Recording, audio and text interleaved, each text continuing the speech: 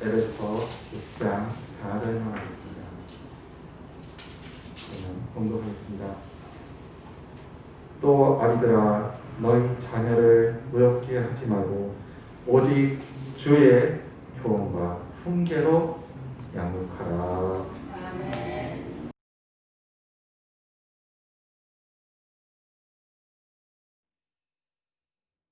고맙습니다. 자, 우리 인사 한번 나누시죠. 권사님, 집사님, 장로님 인사 한번 나누시죠. 사랑합니다. 축복합니다.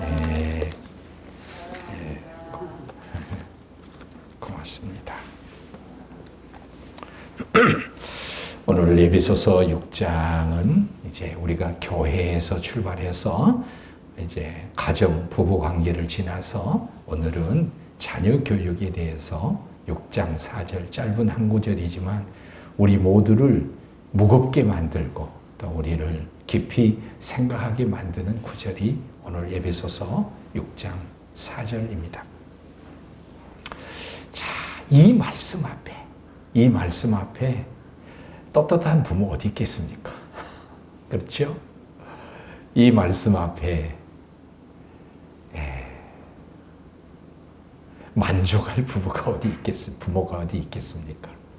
다 부족함을 느끼고 또 아쉬움을 느끼고 또 후회하는 마음을 갖는 말씀이 오늘 이 말씀입니다.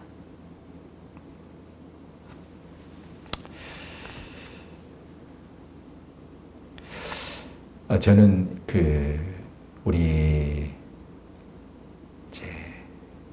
우리 한국의 부모님들의 어떤 현상을 조금 크게 유형적으로 좀 구분해 보고 싶어요. 하나의 유형은 약간의 군주형 부모.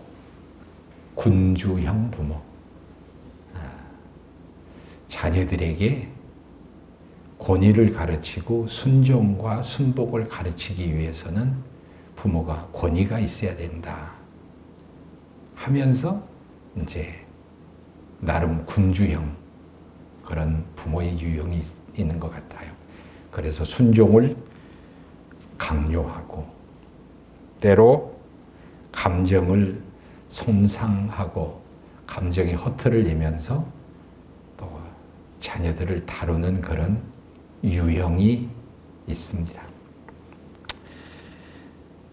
순종은 복종은 좀 외형적으로는 심기어질지 몰라도 실은 오늘 성경에도 걱정하는 것이 자녀를 노엽게 말라, 감정을 상하게 하지 말라 라는 말씀이 있지 않습니까?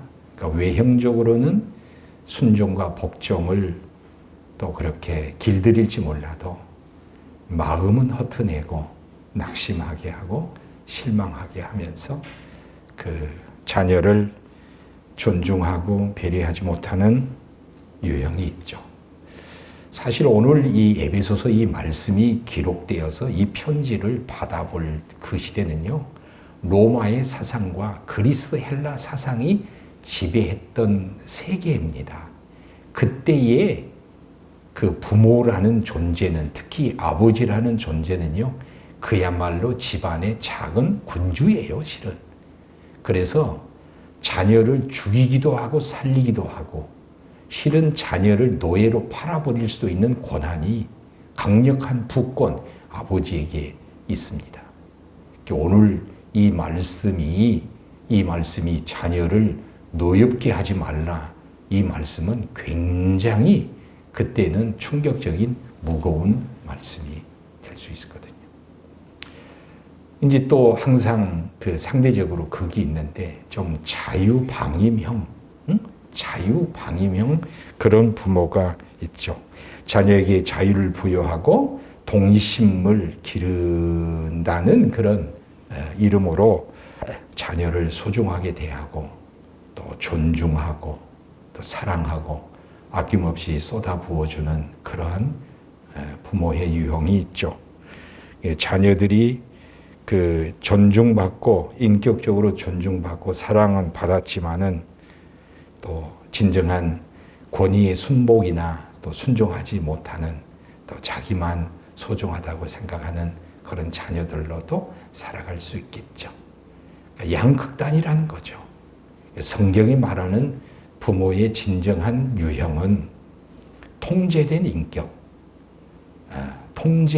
인격, 다스려진 마음과 인격으로 자녀를 잘 훈육하고 양육하는 굳이 말하면 트레이너 혹은 코치 있지 않습니까? 코치형, 트레이너 이런 부모를 성경은 가르쳐주고 있습니다. 성경이 우리에게 가르치는 것은 방임형 부모도 아니고 독재형 부모도 아닙니다. 독재형 부모는 자녀에게 가르친다고 명목을 하지만은 심령을 상하게 해서 상처를 내고, 방임형은 자녀를 방치해서 결국은 자유를 남용하게 한다는 거죠. 우리가 성경을 한번 찾아볼 텐데요. 군주 독재형 부모는 오늘 말씀에 걸리는 거예요. 자녀를 노엽게 하지 말라. 방임형 부모는 성경은 어떻게 말하냐 하면 잠언 22장을 우리 한번 찾아보시겠습니다.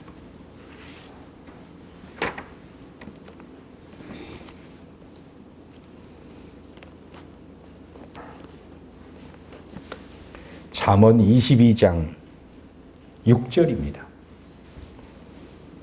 같이 한번 읽겠습니다. 잠언 22장 6절 시작. 마땅히 행할 길을 아이에게 가르치라. 그리하면 늙어도 그것을 떠나지 아니하리라. 이 말씀 한 구절은 우리에게 많은 것을 가르치죠. 어렸을 때의 교육이 영향이 매우 크다. 그러니까 잘 가르치면 그 좋은 영향이 나중에 나타나게 되고, 또 어렸을 때 잘못 가르치게 되면, 한 번 잘못 가르치고 또 이렇게 되면 그 영향력이 오래 간다. 그 말씀이죠. 한 장을 넘겨서 잠언 23장으로 가보시죠.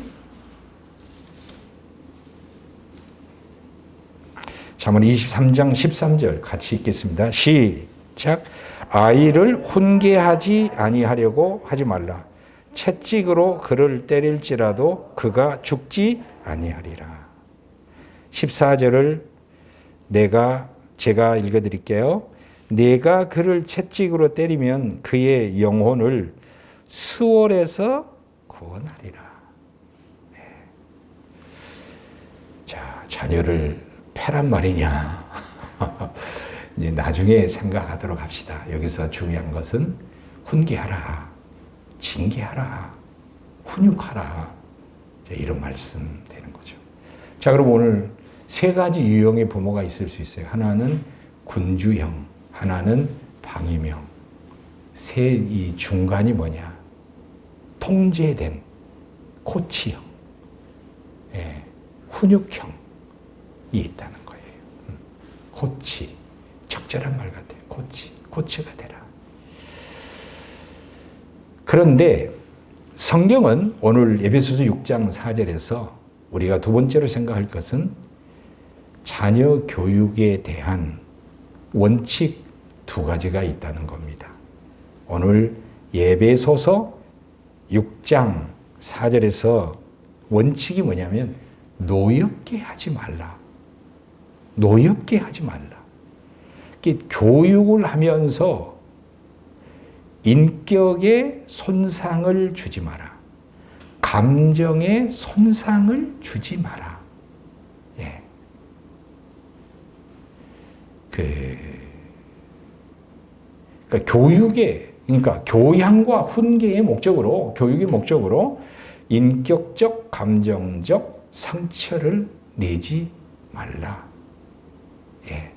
이것은 부모가 자녀에게 교육할 때도 해당이 되고, 교사가 아이들에게도 가르칠 때에 해당이 되는 거고, 교역자들이 성도들에게 가르칠 때도 해당이 되는 내용입니다. 예. 그렇지 않습니까? 예. 인격과 감정에 손상을 내지 마라. 이게 중요한 원칙 가운데 하나입니다. 오늘 에베소서 6장 4절보다도 이 말씀을 더 강력하게 표현하는 구절이 있습니다. 골로새서 3장입니다. 우리 한번 찾아보실까요? 신약 성경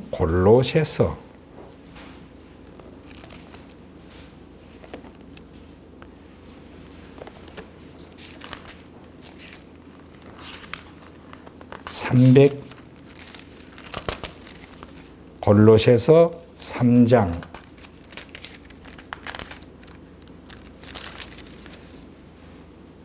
21절입니다. 326페이지 골로새서 3장 21절입니다. 같이 한번 읽겠습니다. 시작. 아비들아 너희 자녀를 노엽게 하지 말지니 낙심할까 함이라. 여러분, 자녀들을 노엽게 인격적인 손상을 내고 감정적인 손상을 내면 자녀들이 낙심해요. 낙심합니다. 네. 마음으로 낙심하게 되면 이제 마음이 굴절돼서 건강한 성장을 이룰 수가 없습니다. 그래서 자녀 교육에 대한 큰 두 가지 원칙 중에서 하나는 노엽게 하지 말라. 노엽게 하지 말라. 감정적, 인격적 상처를 내지 말라. 자, 소위 힘들어하는 청소년들을 우리가 다 만나서 들어보면 다 부모의 말 한두 마디에 상처가 되어서 낙심한 사람들이 참 청소년들이 많습니다. 많은 말들로 인해서가 아니라 한두 마디 결정적인 말에 허투가 되어서 낙심한 자녀들이, 학생들이 참 많습니다. 그래서 절대 노엽게 하지 말라는 거죠. 이게 원칙입니다. 그 다음에 두 번째는 에베소서에서 뭐냐면 두 가지 원칙 중에서 하나는 소극적 명령, 하나는 적극적 명령인데 소극적인 명령은 뭐죠? 노엽게 하지 말라. 적극적인 명령은 뭐냐면 주의 교양과 훈계로 가르치라는 거예요. 주님의 교양과 훈계입니다.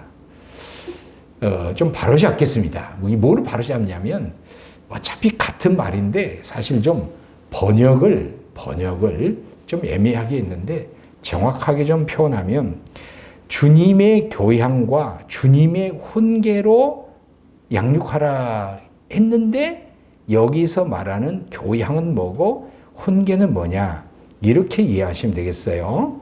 여기서 교양이란 말은 오히려 훈계예요. 번역을 좀 잘못한 것 같아요. 앞에 있는 교양은 훈계예요. 그래서 영어 성경에 뭐라고 표현되어 있냐면 트레이닝, 디시플린, 훈계라는 거예요. 네, 훈육이라는 거예요. 그러니까 주님의 훈련. 그리고 여기서 말하는 교양은 그 주님의 교훈이에요. 주님의 뜻, 주님의 말씀입니다. 자, 정리하겠습니다. 그러니까 우리가 주님 앞에서 하지 말아야 될 게 뭐냐? 인격적인, 감정적인 손상을 시키지 마라.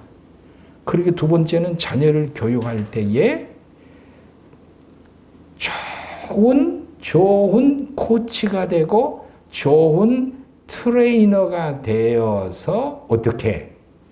주님의 말씀으로, 주님의 교양으로, 교훈으로서 자녀를 잘 가르치는 거예요.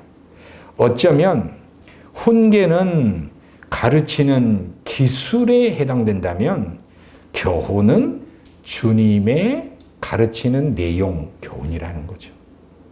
예. 그러니까 주님의 교훈으로서 좋은 코치가 되어서 트레이닝을 하되 감정적인 상처를 내지 않고 좋은 코치가 되어서 훈련에 가는 거예요. 여러분 가끔 TV에서 메달을 따는 선수를 만든다고 여러분 수영 선수 또 스케이트 선수 뭐 여러 가지 운동 선수들을 훈련할 때 가끔 뭐예요? 커밍 아웃 튀어져 나온 선수들이 있잖아요. 왜? 감독 코치 때문에 견디지 못해서 일탈하는 사람들이 많잖아요. 감정적인 허투를 내는 거예요. 목적 달성을 못하는 거예요. 그래서 오늘 주님은 부모된 우리들에게 무엇을 말하느냐? 주님의 교훈을 가지고 좋은 트레이너, 코치가 되어서 잘 훈련시키되 인격적, 감정적 상처를 안 내면서 계속해서 성장을 해가는 거죠. 두 가지 원칙이지만 보면 결국은 세 개죠. 그러니까 주님의 교훈이 없는 트레이너가 있을 수 없고 좋은 트레이너 없는 교훈은 또 먹히지가 않는 거예요. 좋은 주님의 말씀, 교훈으로 부모가 좋은 코치가 되어서 감정적인 허투를 안 내면서 잘 키워가는 거예요. 이것이 에베소서에서 짧은 구절이지만 부모들에게 주시는 큰 원칙이라는 거죠. 자, 이 두 가지 울리는 이 두 가지 큰 원칙을 우리는 확인을 했는데 조금 더 우리는 오늘 이 말씀을 확장해서 성경에서 부모가 자녀에게 어떻게 교육해야 될 것인가에 대한, 즉 유대인들에게 교육의 대헌장이 있습니다. 마그나 카르타가 있어요. 대헌장이 있습니다. 그게 어디냐? 신명기에 나와 있습니다. 그러니까 이 신명기 6장에 나와 있는 이 말씀을 모토로 해서 이 신명기 말씀을 근간으로 대헌장을 삼아서 좋은 교훈으로 좋은 트레이너가 돼서 감정적 손상을 하지 않고 길러내는 거예요. 그럼 이 신명기 6장이 교육의 대헌장인데 우리가 한번 찾아봐야 되지 않겠습니까? 신명기 6장 5절을 찾아보시기 바랍니다.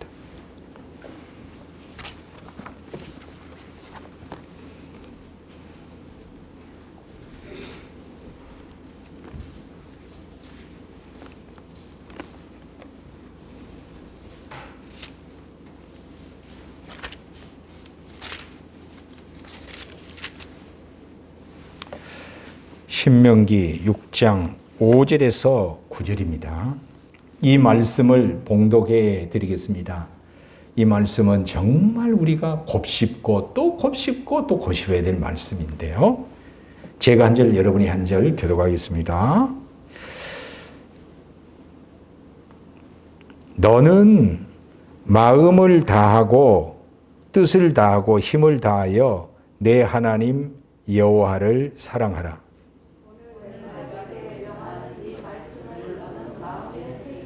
자, 7절.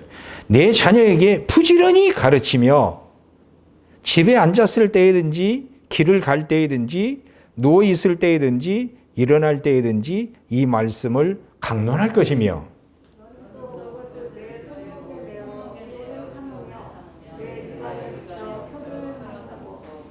또 내 집 문설주와 바깥 문에 기록할지니라.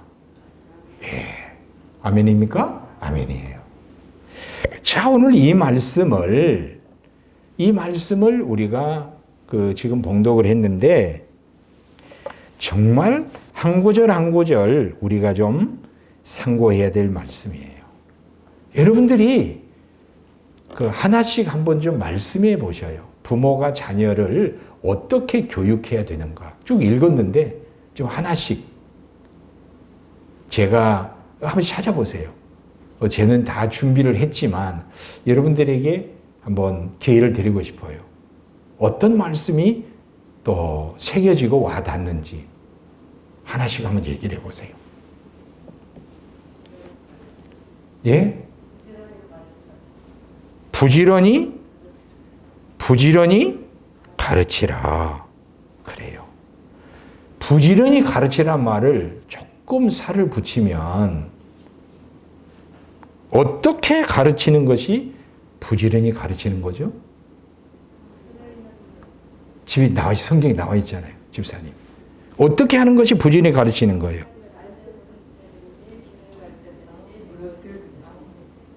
아멘. 자, 저를 이제 보세요. 저를 보세요. 부지런히 가르친다는 것은 첫 번째 뭐예요? 집에 있을 때든지. 그리고요. 길에서도, 예. 그리고요. 누워있을 때든지. 누워있을 때. 그리고 일어날 때든지. 이게 언제 어디서든 자녀 교육을 생각하고 부지런히 가르치라.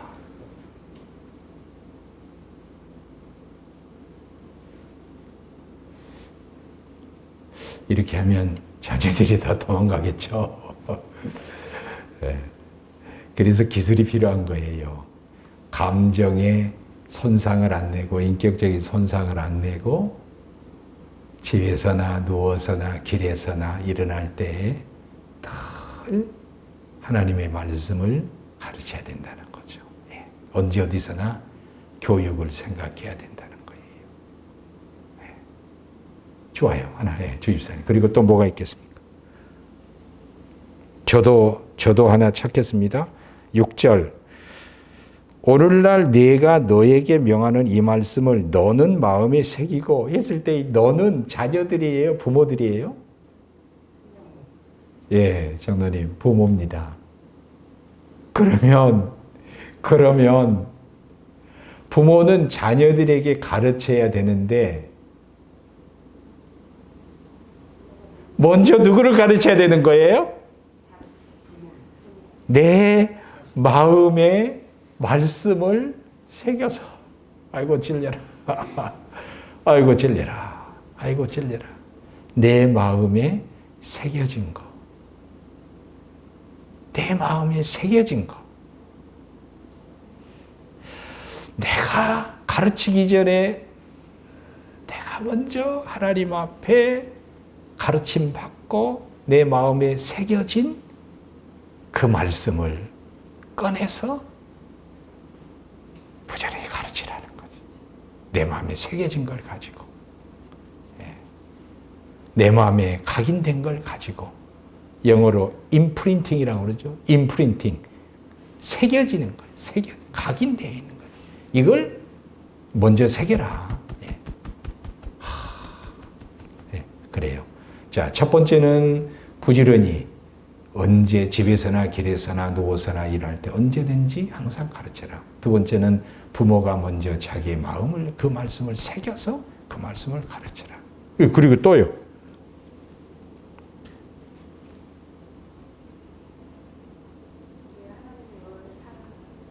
예?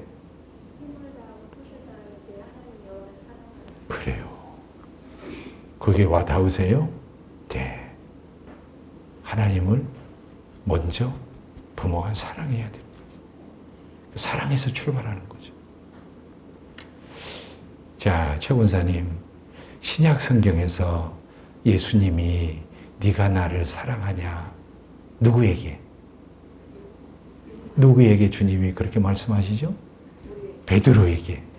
네가 나를 사랑하냐? 그러니까 자 보세요.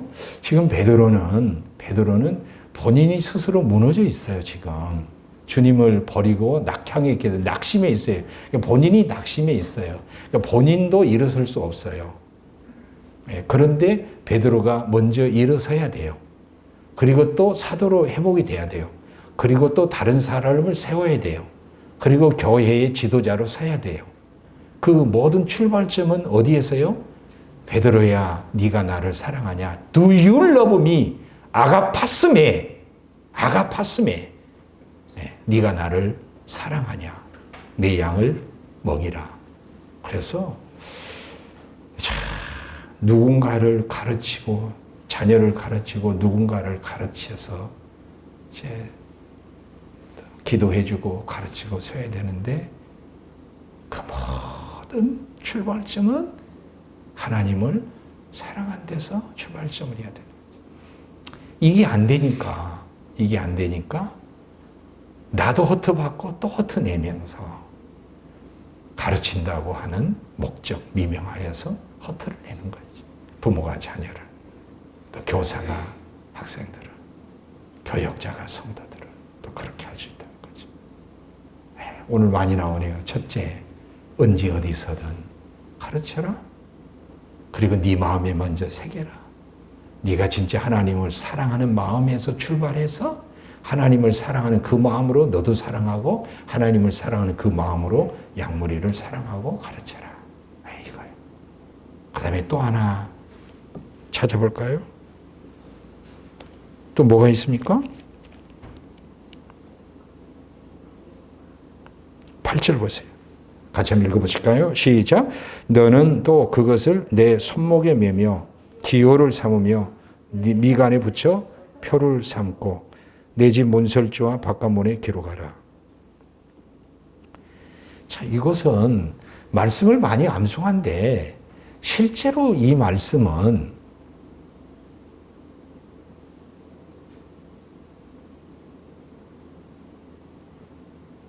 어떤 의미가 있겠습니까?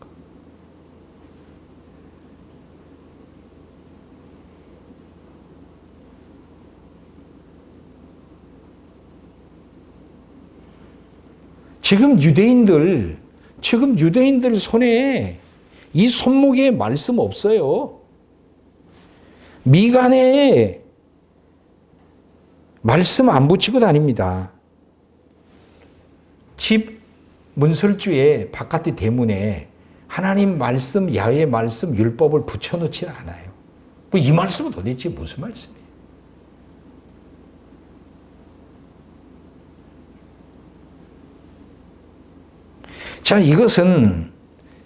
이것은 부모에게 주신 말씀이에요? 자녀에게 주신 말씀이에요?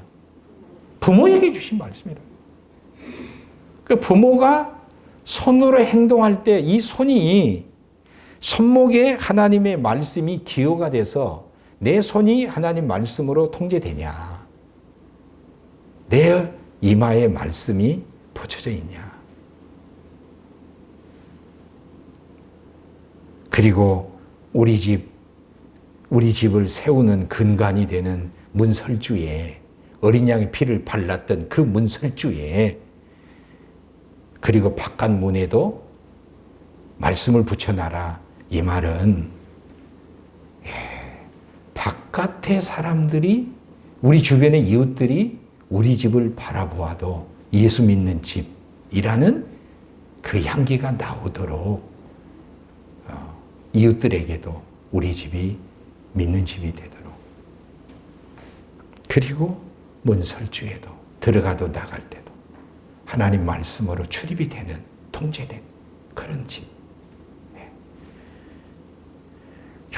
그러니까 이것은요 그냥 자녀를 가르치라는 말씀인데 실제로 90%는 부모 너 스스로 철저히 부모가 하나님 앞에 스스로 하나님의 말씀으로 통제되고 훈련되어야 자녀 교육을 제대로 할 수 있다. 이런 말씀이 되는 거예요. 그러니까 10의 9는 부모 스스로가 하나님 앞에 교육을 받아야 돼요. 그래야 자녀들에게 비로소 새겨진 말씀으로 훈련된 것으로 자녀들에게 얘들아 이렇게 부를 때에 예가 나오고 이래야 되느니라 했을 때 yes, I will 이게 나오는 거지. 부모가 애들이 부르고 고민하면 아빠는 잘하세요. 엄마는 잘하세요. 이렇게 돼버리면 아니 되는 거예요.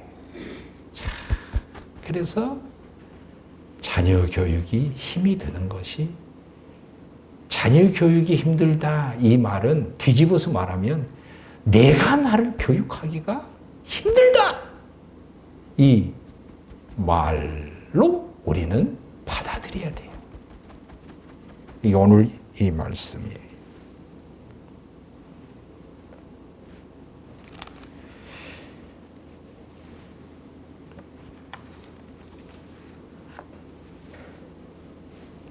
마지막으로 자녀 교육에 대해서 우리는 성경에서 모델을 한번 찾아볼까요? 모델을.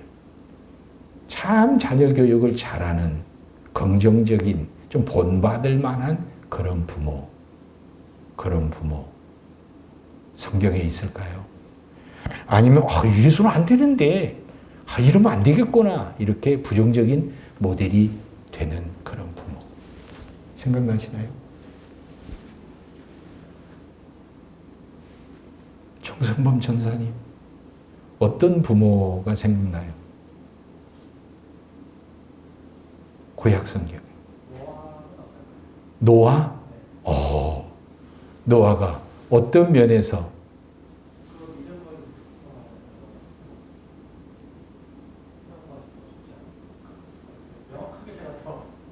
이제 갑작스러운 질문이니까 갑작스러운 질문이니까 혹시 지금 이걸 말하려고 한 건 아닌지 모르겠는데요. 그러니까 하나는 뭐냐면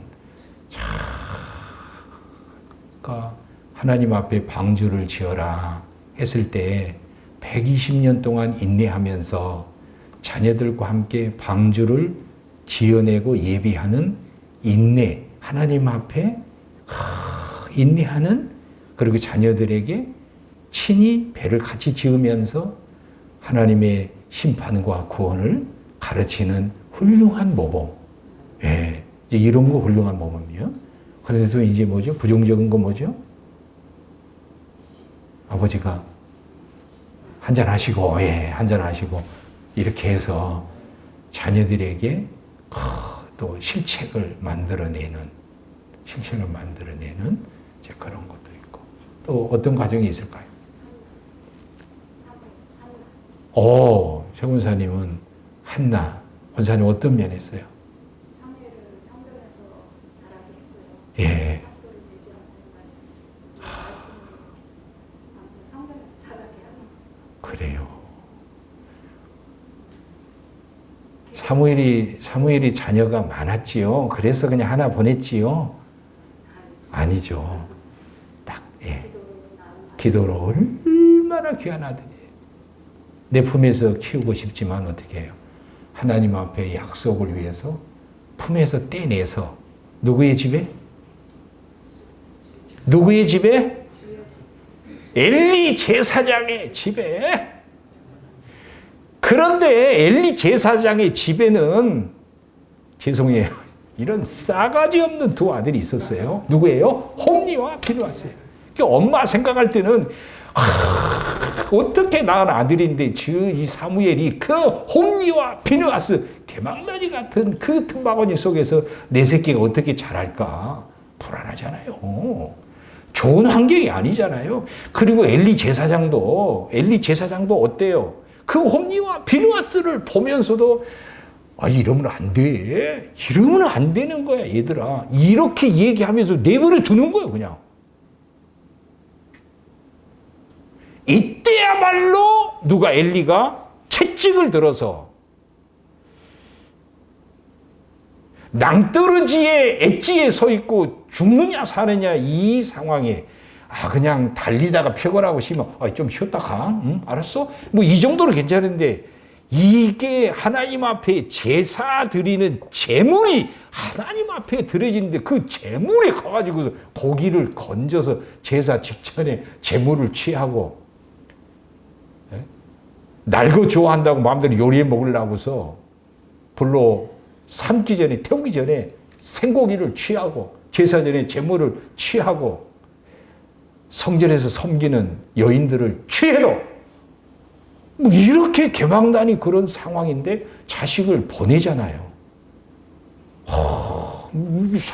나도 오늘 그 말씀을 묵상했어요. 한 달을 묵상했는데 그런 환경에 자녀를 보내는 이 한나의 믿음이 큰 믿음이구나. 근데 권사님 나왔으니까 그런데 그 한나는 누가 돌보세요? 사무엘은 누가 돌보세요? 하나님이 돌보시더라고요. 그 믿음을 보시고. 그러니까 좋은 환경이 아니어도 하나님이 사무엘아 어린 사무엘에게 하나님의 음성을 직접 주시면서 하나님이 돌보시고 하나님이 키우시더라고요.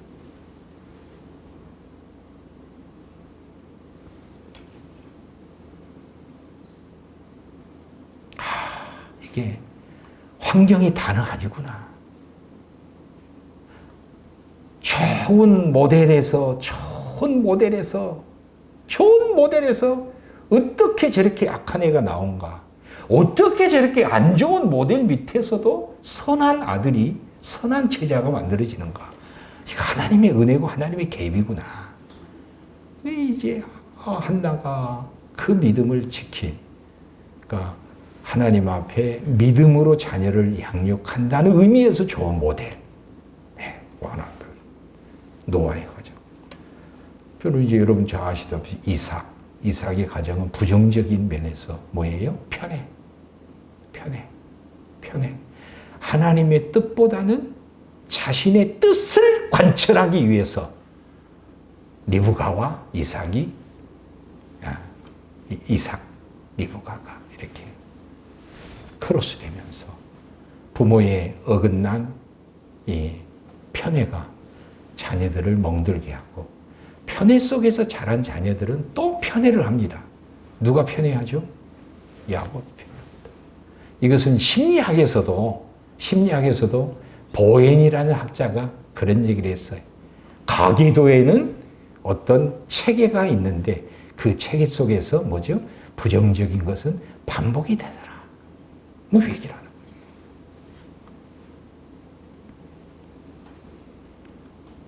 긍정적인 거 찾으라. 구약, 신약을 이렇게 봐도 긍정적인 것은 참 많지 않아요. 근데 이제 우리가 아브라함의 가정으로 들어가면 그 이삭의 순종, 아브라함의 순종, 그리고 이삭의 순종, 이런 것들은 참 귀한 것 같아요. 자, 오늘 말씀을 정리해 보십시다. 오늘 이 말씀이 참 이미 다 성장해 버리고 내 품을 떠나버린 거의 내 가정에 있지만은 이미 내 품에 안기지 않아요. 지금 이미 활로 얘기하면 내 시를 떠나버린 자녀들, 내 집안에 있지만 내 품을 떠나버린, 이리 와 해도 잘 안 와야지.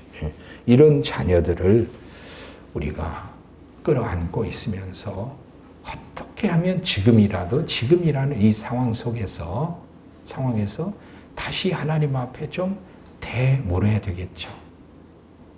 다시 신명기로 돌아가서 지금이라도 늦었지만 내가 하나님 앞에 어떤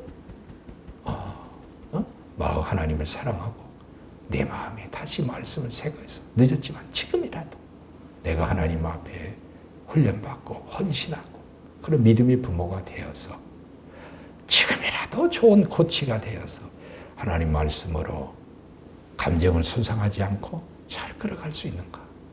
하나님 지혜를 주십시오. 하나님 그런 능력을 주십시오. 이런 또 좀 진지한 물음, 진지한 기도가 저와 여러분에게 좀 있기를 바라는 마음에서 몇십 명의 에베소서 6장 4절의 말씀을 상고